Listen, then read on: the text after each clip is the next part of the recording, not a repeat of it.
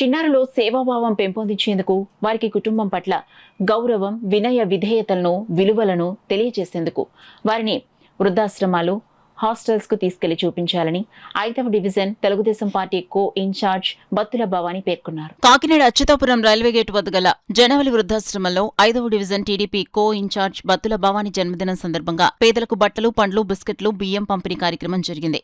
కార్యక్రమంలో భాగంగా బత్తుల భవానీ సాయి దంపతులు పాల్గొని పేదలకు బట్టలు, పండ్లు, బిస్కెట్స్ పంపిణీ చేశారు. ఈ సందర్భంగా బత్తుల భవానీ మాట్లాడుతూ చిన్నారులకు వారి చిన్నతనం నుండి వారిలో సేవా కార్యక్రమం పెంపొందించేందుకు ఇటువంటి కార్యక్రమాల్లో భాగస్థులు చేయడం ద్వారా వారిలో సేవాభావం పెంపొందుతుందన్నారు. కార్యక్రమంలో వారి కుటుంబ సభ్యులు పాల్గొన్నారు. నా పేరు బత్తుల భవానీ అండి.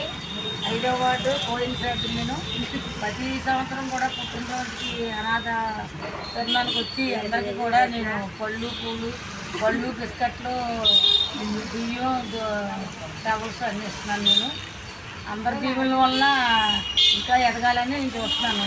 దేవుడి దయ వల్ల